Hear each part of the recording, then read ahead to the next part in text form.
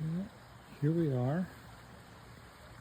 A nice, clear, calm evening in Spring Creek, Nevada. And I'm walking out in my backyard, checking out the lights and the water feature.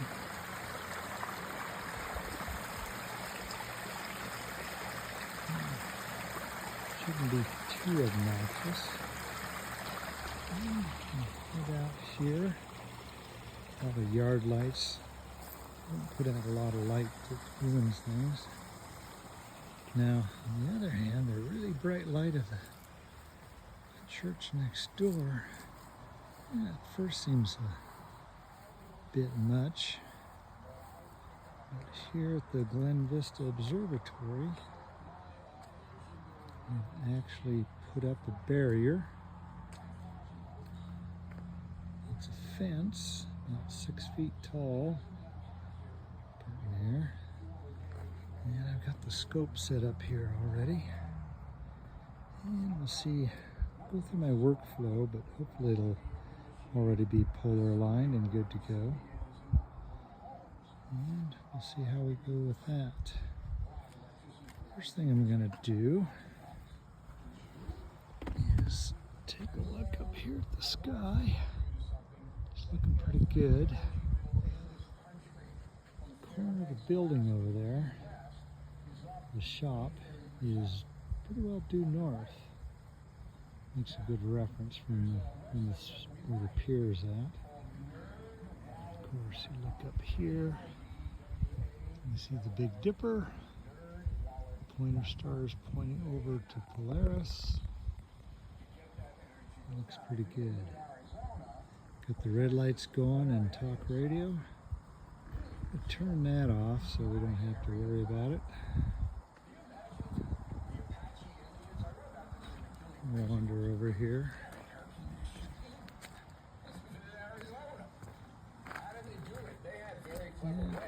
There's some porch lights here and there in the distance. Sometimes they're worse than others. Americans today, But like I say, the main thing is that church really, it's not even 100 yards away, puts out quite a bit of light. I do notice that the lights on the building are directed downward, and the one on the left actually is blocked by a little tree now, which is nice. And let's see how this goes.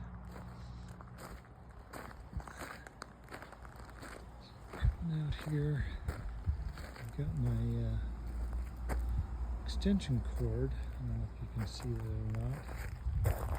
About every 3 feet I've got a reflective tape, or not reflective, but actually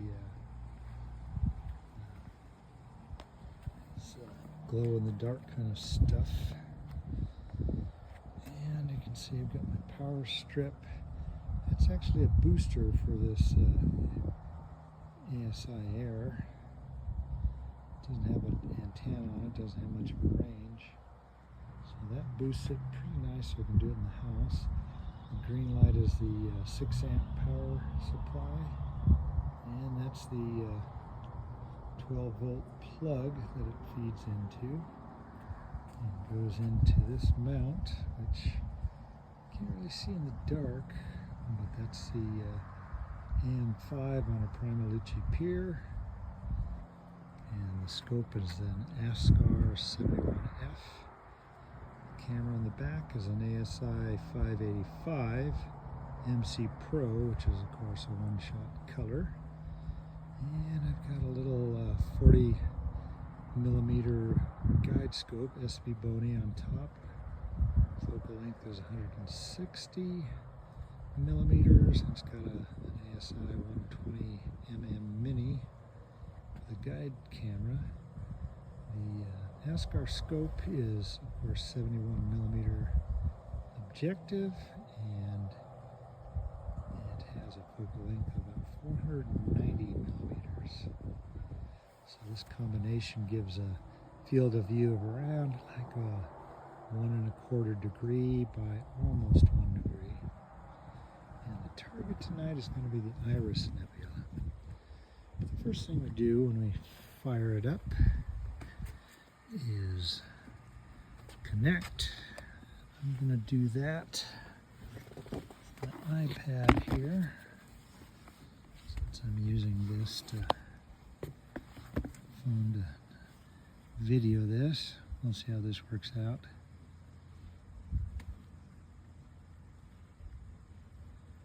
And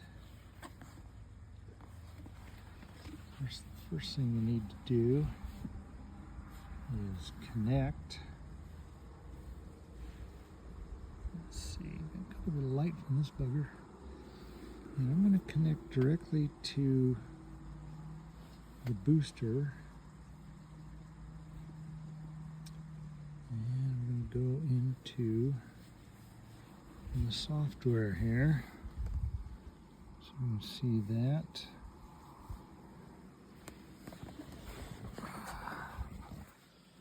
You can see this very well. And hit device. And of course it wants to go sideways on me. And the first thing I'm going to do is I'm going to go to a bright star. Let's see if I can get this going right. Vega, or Vega, however you want to pronounce that.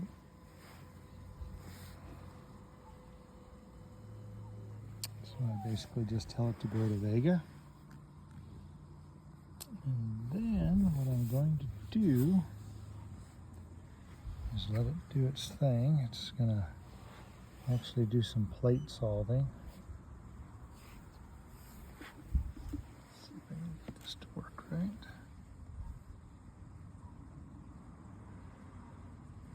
And it's dark enough now, more than an hour, almost an hour and a half after sundown. And it found, let's see here, I'm going to drop this down to about a half a second. Which is plenty good for Vega. And takes a shot of that. And that's what it looks like. So now to focus, I don't have an autofocuser on this. So I'm going to step over here and grab my Batinoff mask. And place the mask over the scope. Just lay it on top there. And then we're back here to the control panel. Open it up here. Set up a little bit. It's really bright.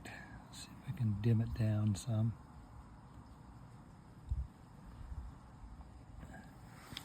That's a little bit better. So what I'm going to do is then take a shot.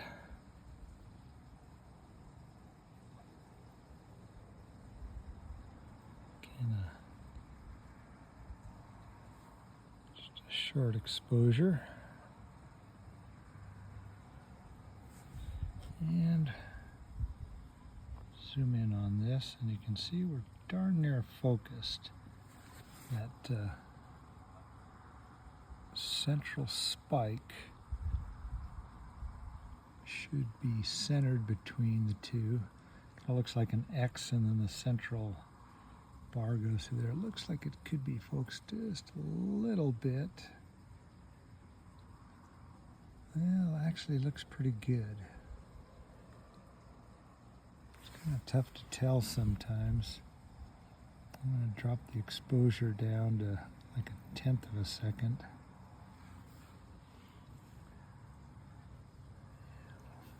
Refresh it and see what we get.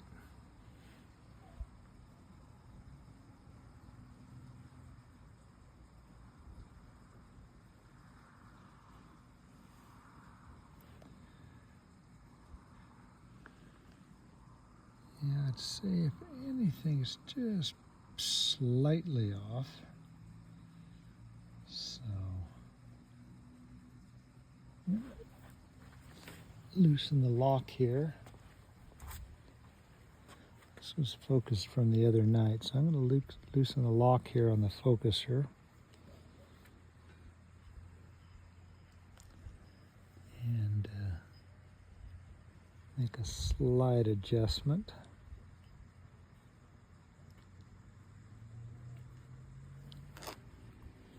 It's hard to say which way to go sometimes. But I can see, if anything, I'm just slightly to the right. So I'm going to move the fine adjustment just a hair counterclockwise, and then refresh and see what happens here. If anything, that went the wrong way. So I'm going to move back the other way clockwise a hair and see if it goes clockwise. It seemed to prove a little bit. I'm going to give it just a slight tweak again.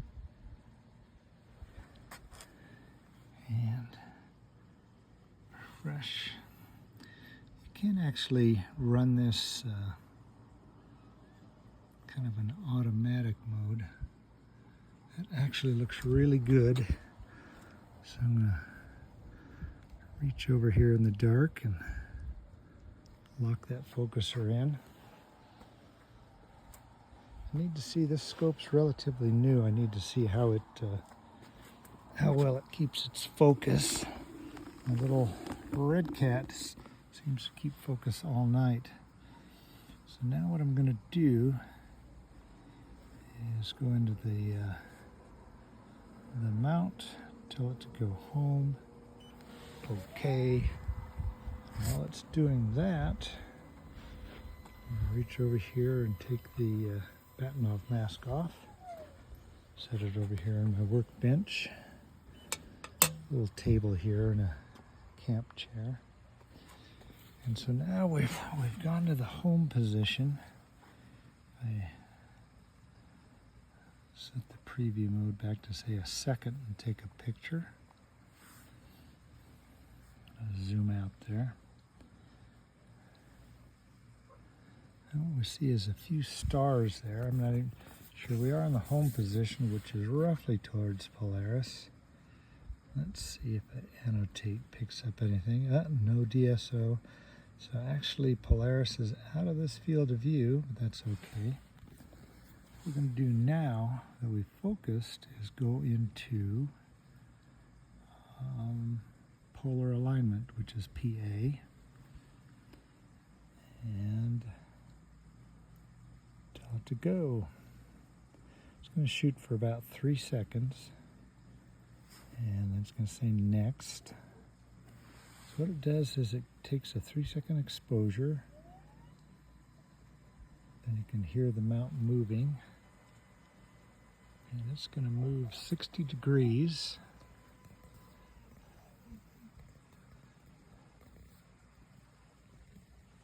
And then it's going to be ready to compare how that's changed. Now you can actually see I'm actually at 0.000022 arc seconds and 0.000004 arc seconds, total error 0.23. I'm going to say finish. So this polar alignment was bang on. That's because and then of course this thing likes to tell you about how perfect a job you did, compare you with everybody else out there in the world. Now I'm going to go back to the home position.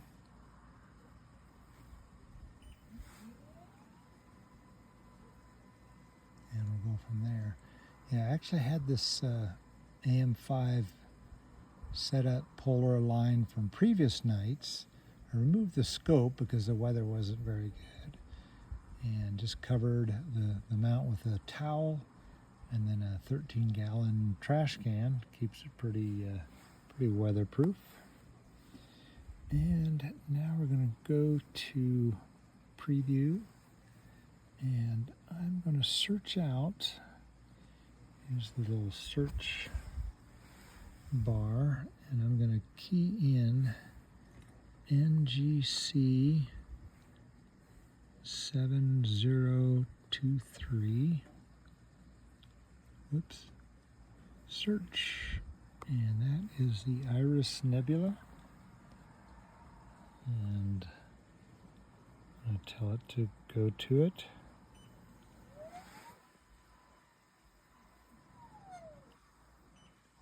And it didn't take very far because the Iris Nebula is right up there in Cepheus. You may not be able to see that, but it's kind of Cepheus reminds me of a little 5 stars, kind of define what looks like a house. So it's gone there, and it's actually plate solved and said everything's happy, and just a very short 1-second exposure is now loading.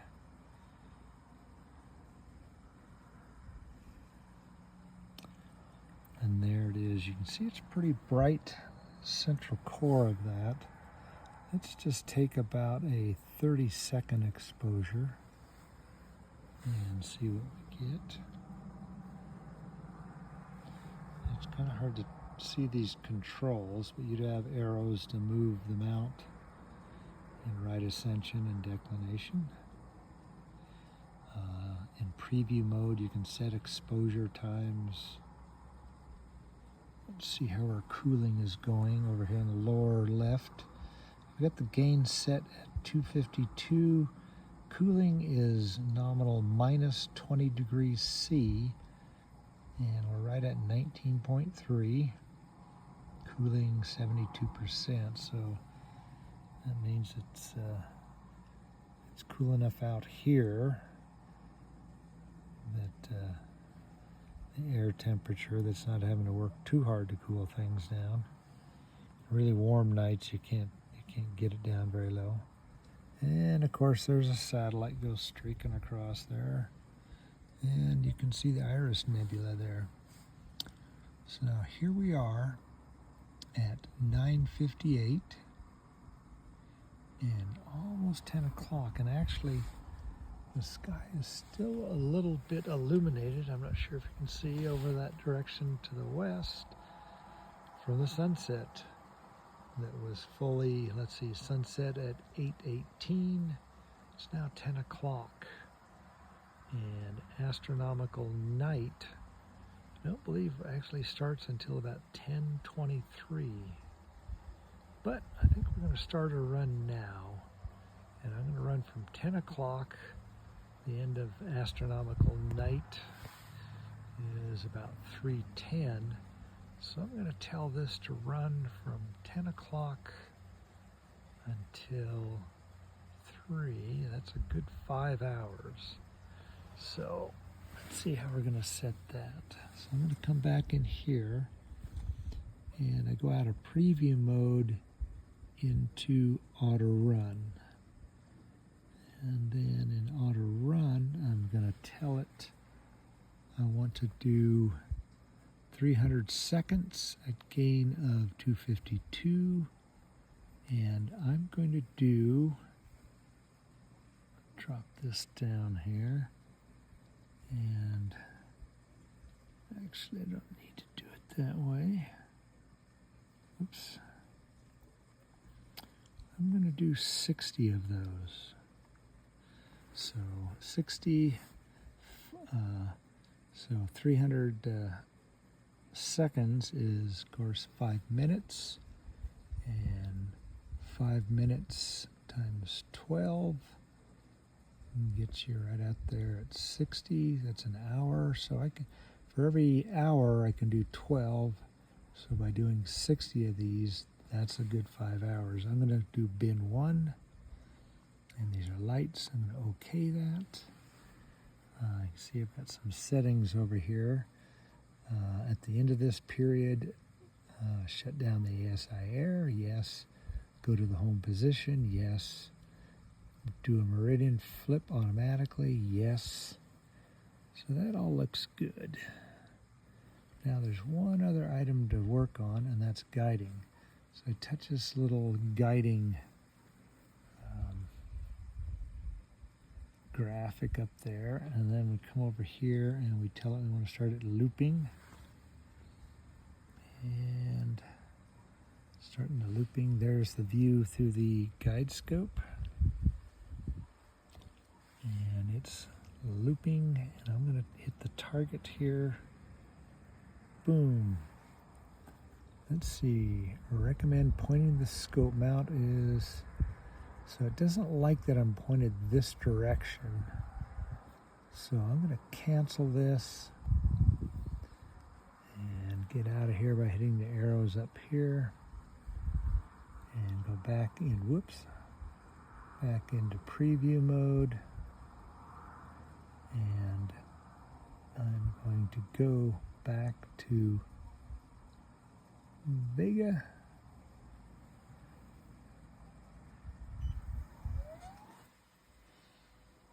Yeah, so our target tonight is close enough to the celestial pole that it doesn't like to use that to calibrate the mount. So we're going to go back to Vega and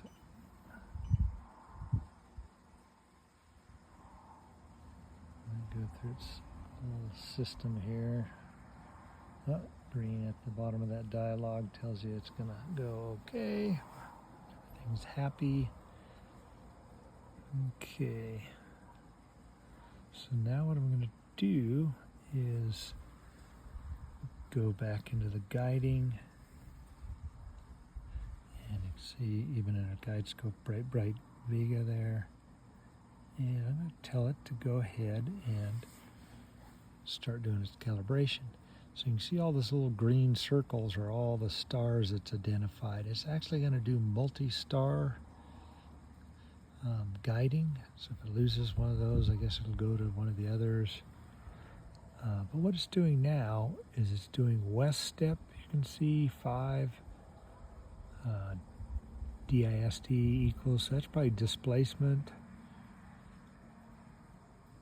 So what it's doing, it's actually looking at that star, it's moving the mount a step and then seeing how much the star moves, and then moves the mount again, sees how much the star moves.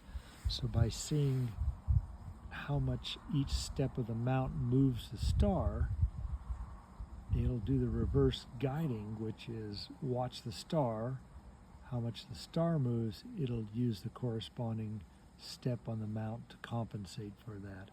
And basically it's adjusting for errors in the tracking of the mount to achieve good guiding.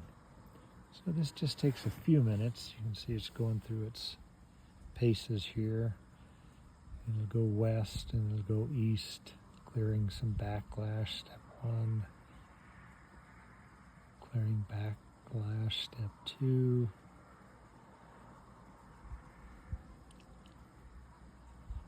You can see has a little graphic of the star there. Shows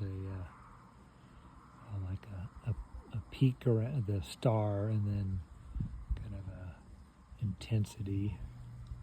Shows the size of the star, and how much the peak is. Okay, we're on a north step 8. Now it's going into the south step. So it's done east and west, north, and now it's doing south. 6 steps.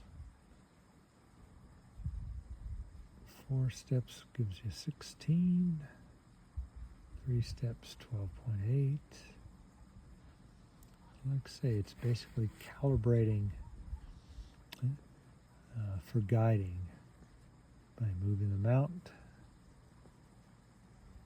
and watching the star. And then when it guides, it does the opposite. Watch the star and move them out to keep things centered. So now what's happened is it says it is now guiding. And it'll show a graphic of how the little impulses it's putting on the right ascension and declination, right ascension in blue, declination in red. And it's just kind of going through. You can see there's a wide wowie there, and then it's kind of settled down a little bit. Total error, it's saying, is 0.41 arc seconds. Figure if I can get under 1 arc second, I'm doing good. Normally I'm seeing things like half an arc second.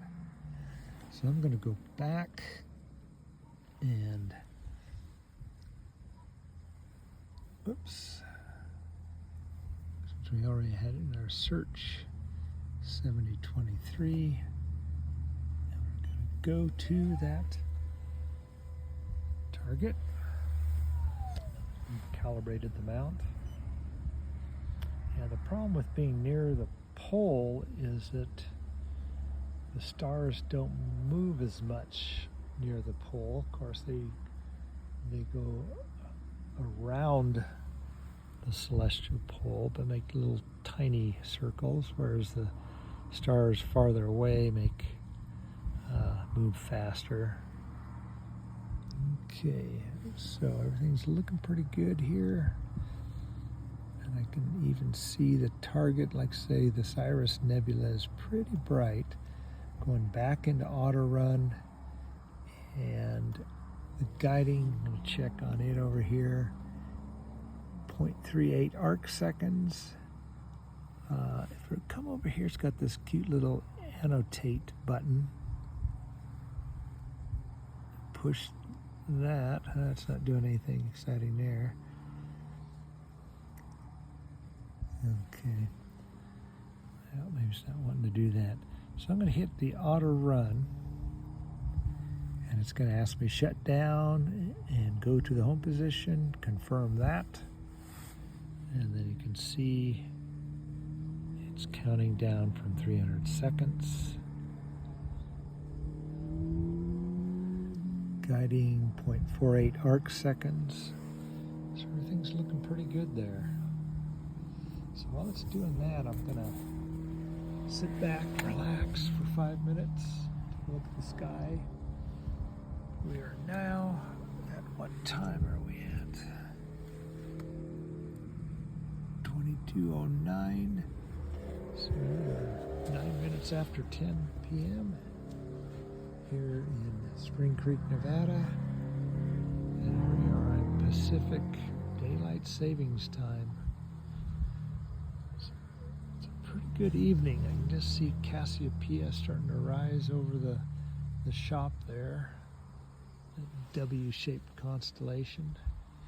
One thing I enjoy doing is just coming out here and looking at the night sky, checking things out, and kind of trying to memorize constellations.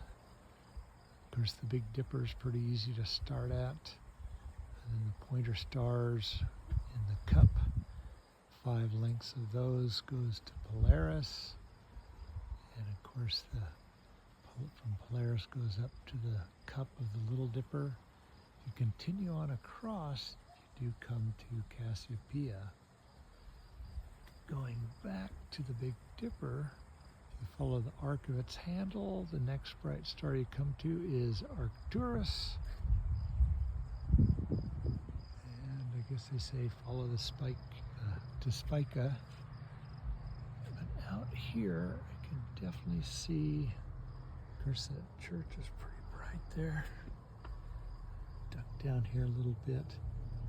You see the red star out there is Antares in the Scorpion.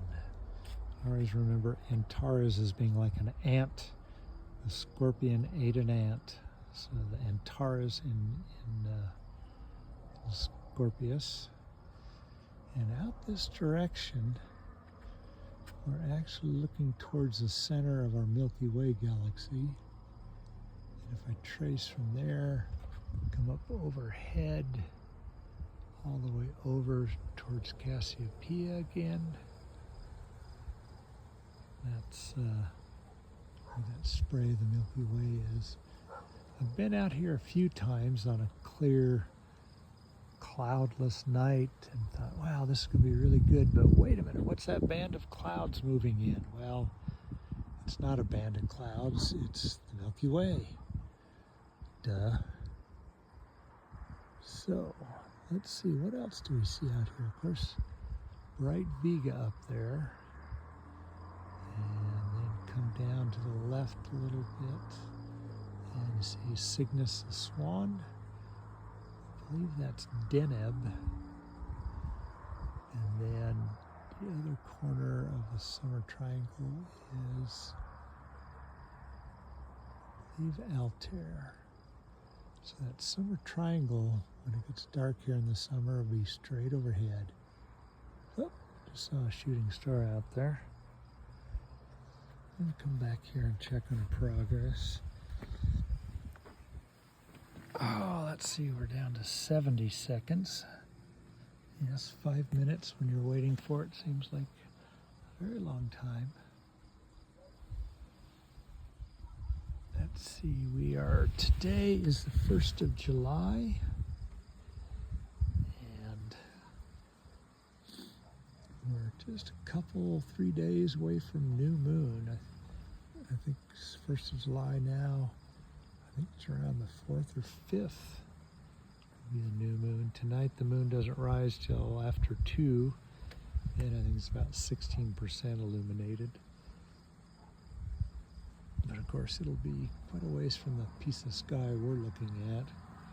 But it is amazing, you can still see kind of a gradient of light towards the moon. Hopefully it won't interfere too much. And we're down to 12 seconds. Counting it down here. So you can really see that bright core of, this is a Mission Nebula, NGC 7023. Whoa! And just look at that. Try and get some focus on here. The Iris Nebula. So that is just one 300-second exposure. It's pretty noisy on this phone, but that's what's going on. So do a final check here. Guiding 0.51 arc seconds. Doing really well. And we've got a counter here in the upper right-hand corner. Shows us that I've done 1 of 60 exposures, and it'll just count those down. So I'm gonna shut this iPad down and this video and basically go to bed. Let this run all night, and sometime in the wee hours when I have to get up to answer the call of nature, I'll probably let the dog out too. But eventually by around just after 3:30, 4 o'clock, it's going to be too much light, and I'll come out, shut everything down. By then, once it finishes at 60 exposures, it'll be at the home position and shut down. I'll just cover it with a towel or cover it with a scope cover, and then worry about taking things apart. If the weather looks like it's going to be really good, I'll probably just leave the scope cover on, leave the scope ready to go, and be ready to go tomorrow night. Maybe on the same target or even a different one. Yeah, it's really looking nice out tonight. I do see one wispy cloud up there. It's actually near Polaris. And I think, according to Astrospheric and the clear sky chart. Might be a few clouds moving through early, then pretty well dissipating the rest of the night. So I'm going to sign off here. Hope you've enjoyed observing my workflow and my lame attempt at videoing it.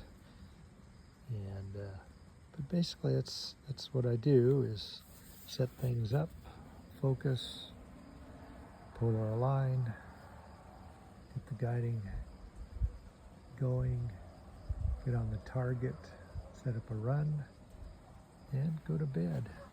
Life is good. Of course, if it's in the mood, I may stay up longer to watch for shooting stars, or just lay here and watch the night sky. Sometimes I'll even get out a different telescope and do some visual, just kind of checking things out.